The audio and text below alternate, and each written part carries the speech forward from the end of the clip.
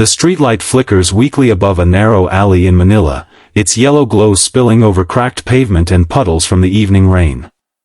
Beneath it, a small boy sits barefoot on the curb, his knees drawn close to his chest.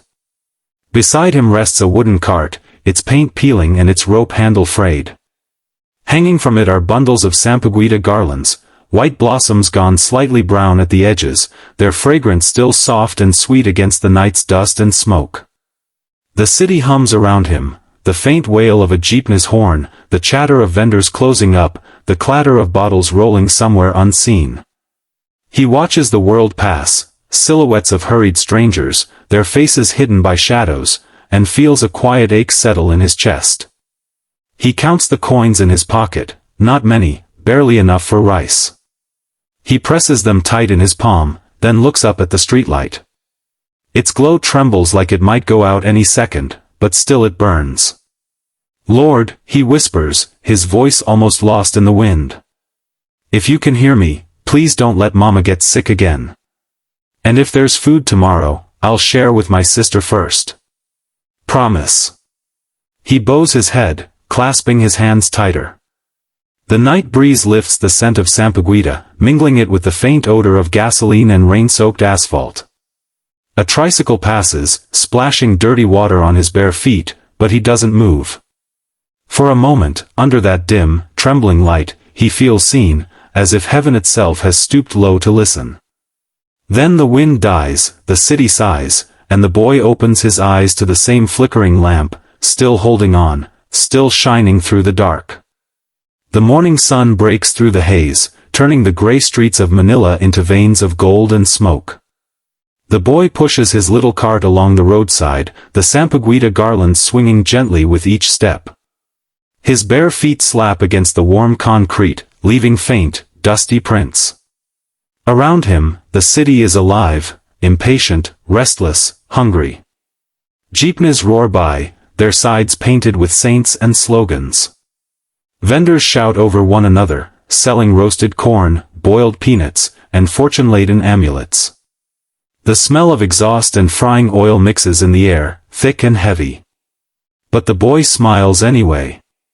This is his world, noisy, dirty, but full of small mercies. He approaches a line of cars stopped at a red light, raising his garlands high. "Sampaguita pa, 5 pesos lang," he calls, his voice hopeful but soft. Most drivers turn away, eyes fixed on their phones or the road ahead. One man shakes his head without looking. Another rolls up his window. Then, a woman in a faded blouse leans out of a jeepney. Her face is kind but tired. She takes 2 garlands and presses a few extra coins into his hand. "Keep the change, hijo," she says with a faint smile. He bows deeply, murmuring, "Salamat pa." His fingers curl around the coins as though holding sunlight itself. As the traffic moves, the boy stands still for a moment, watching the jeepney disappear into the crowd. The scent of Sampaguita lingers in the air, and for the first time that day, his heart feels a little lighter. Above him, the sky hums with wires and swallows. Somewhere, church bells begin to ring, faint, but enough to make him whisper another quiet thank you before he pushes the cart onwards. Night drapes itself over the city once more. The alleys grow still, save for the distant hum of traffic and the echo of laughter from somewhere far away. The boy pushes his cart through a narrow lane lined with shanties made of plywood, rusted tin, and patched tarpaulins that flutter in the wind. He stops before a small door of mismatched boards and whispers softly, "Mama, I'm home." Inside, the single bulb flickers weakly, just like the streetlight outside. His mother lies on a woven mat, her breath shallow and broken by a cough. Beside her, his little sister sleeps, clutching a ragged stuffed toy. The boy kneels beside them and places a hand on his mother's forehead. She's warm. Too warm. He takes the few coins from his pocket and lays them on the table, 1 10-peso coin, 3 5s, and a handful of rusted ones. Not much.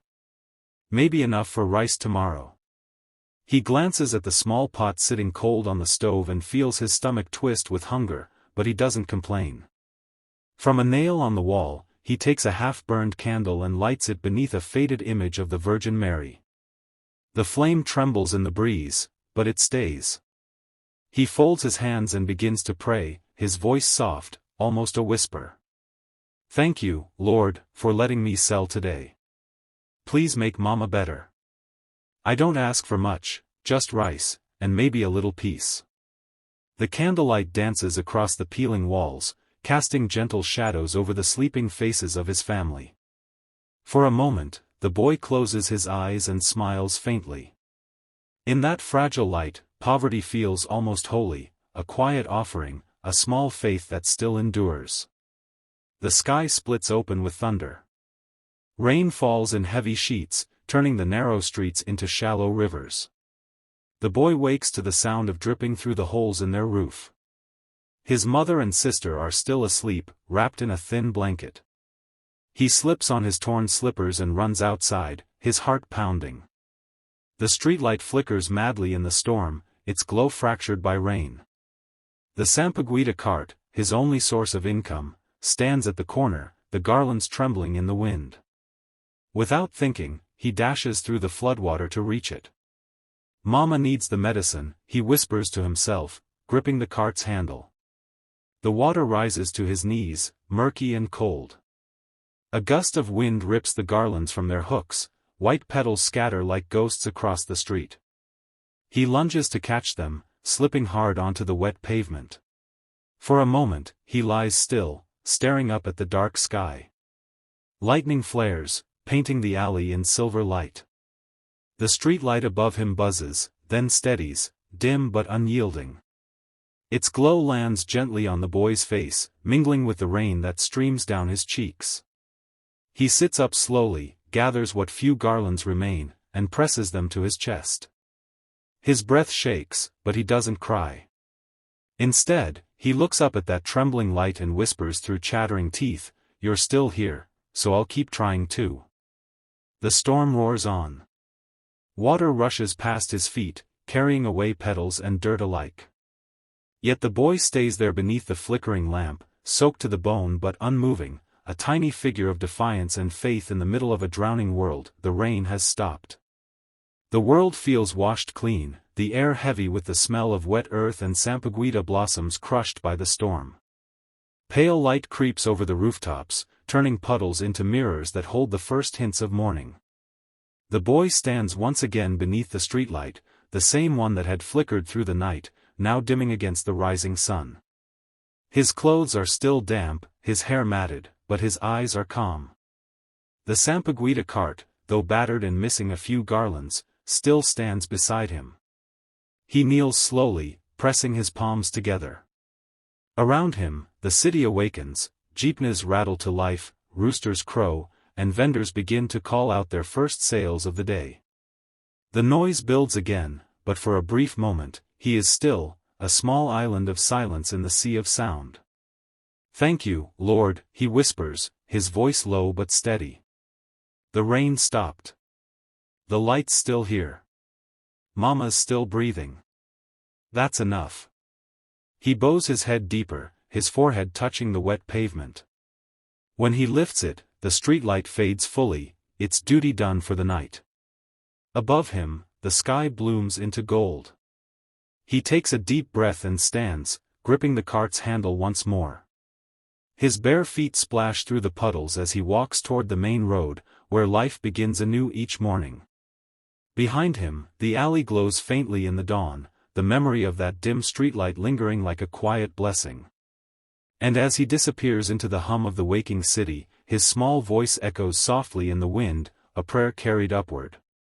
"Maybe I am poor, but I still have you, and that's enough for today."